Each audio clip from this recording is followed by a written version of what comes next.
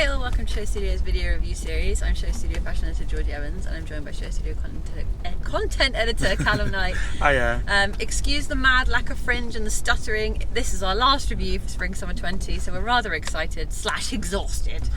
We're going to be reporting on Louis Vuitton Spring Summer 20. Rather the kind of full stop of an amazing season. There's always a huge amount of showmanship, celebrities everywhere. We always get a lovely little envelope with our invitation in. Very nice.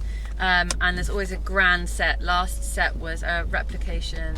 Is that what? Replica of the Pompidou, the Centre Pompidou, and the collection was looking at kind of groups within Parisian life, so different circles, different styles, and how they interact with each other, mainly focusing around all the different groups that surpass this one bar. And so with that in mind, thinking about the idea of Nicolas kind of watching people and people watching and picking up on little tropes of Paris, that was very much a modern day encapsulating of Paris. And this season, the Spring Summer 20, was looking back into the great moments of Paris, so the Belle Époque era, the Art Nouveau era, and you can really see that with all these amazing marbly prints and decadent patterns and truly wonderful kind of historic hair in the latter half. Before we go into the clothes, so a little bit of a disconnect because we walk into the space behind the Louvre and there's wood everywhere. It's pine wood, it's sustainably sourced. I've got it. Modelled by my fantastic accomplice here. Wood everywhere, a bit like the Miu Miu set that I just reviewed. And all of this wood is going to be recyclable. It's sourced from sustainable forests. And it's given to a company who are called Artstock, I believe, and they use it and give it another life. So that's all very lovely. But then on one far wall we've got a huge screen which is playing Sophie, the musician's music video. What's it called? Only something cry. It's okay to cry. There we go, got it in the end. Which had been they'd made an extended version for Louis Vuitton.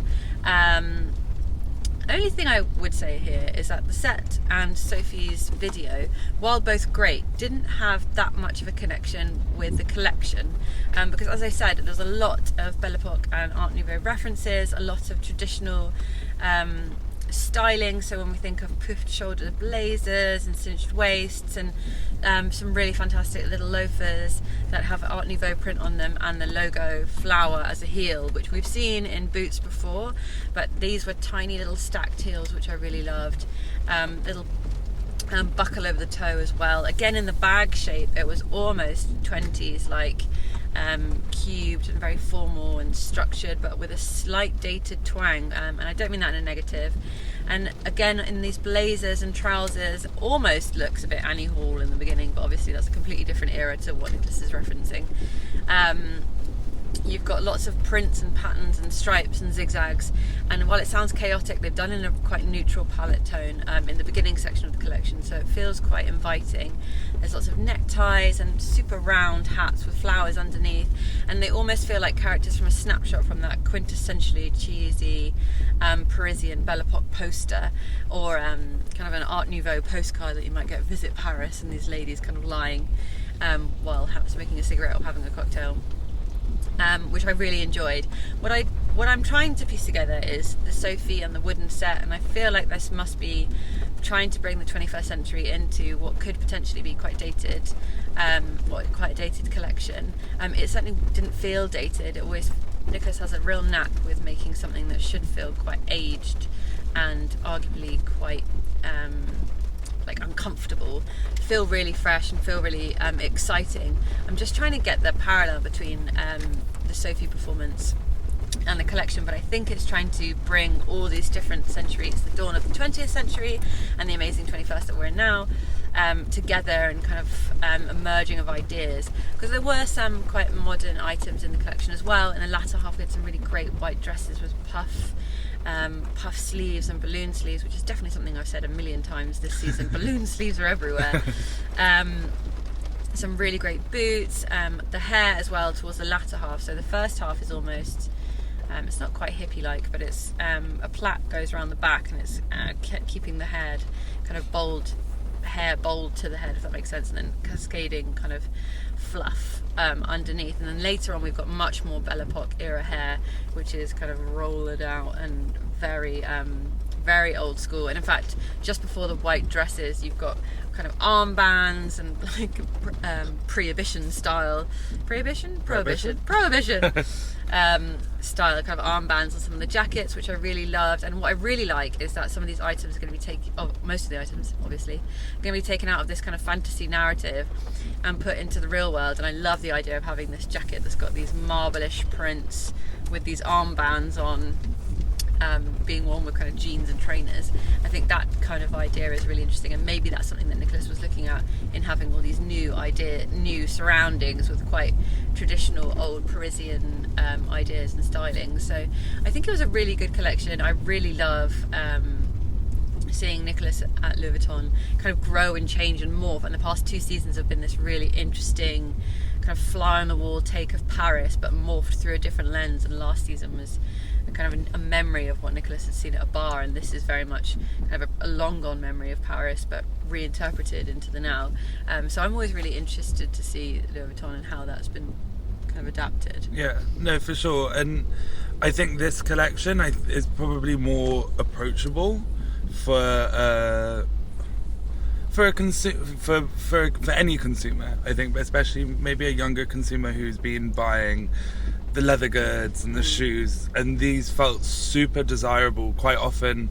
I mean, I think even last season he said backstage, he was like, I don't expect people to like this now, but they might like it in 6 months. Yeah. Something that he was like, it's like going to jar you, whatever, it's going to jar your eye for a while, whereas these didn't.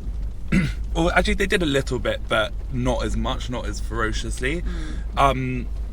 Which I really enjoyed. I enjoyed last season, and I loved this season to absolute bits. But I also felt that real disconnect. We weren't saying it together, we haven't pre-discussed this, by the way. I also did feel a real big disconnect between what we were seeing up there and on this huge screen. And when I say huge, I mean Louis Vuitton don't do anything by halves. Yeah. So it was mammoth, probably the biggest screen I've ever seen in my life.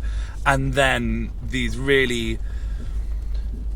they're not quiet clothes, but compared to what we've seen the last few seasons, they are a lot quieter, I felt. Yeah. Quiet clothes, they're almost overshadowed, I think, which was a real shame. I think everyone was so kind of taken aback by the giant screen and seeing Sophie do this amazing movement that they do, and then suddenly you're looking down, you're like, oh wait, hang on, that's a really beautiful Louis Vuitton egg bag with kind of Art Nouveau stylings over it. Especially when the shapes are, until we got to the end, a bit more pared back, or the silhouettes, I mean.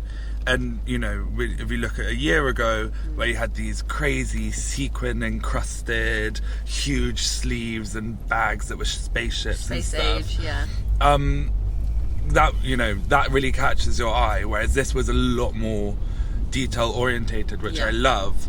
But then the presentation wasn't. But maybe I'm totally wrong. Yeah. And also we have to remember that we're not, you know, obviously we are there, but there's thousands of people watching at home who've got the best view ever through Instagram and YouTube and through all of that. And this is also for them, you know. This isn't just 600 of us going to see a show now. Like, this is a way that a brand will communicate.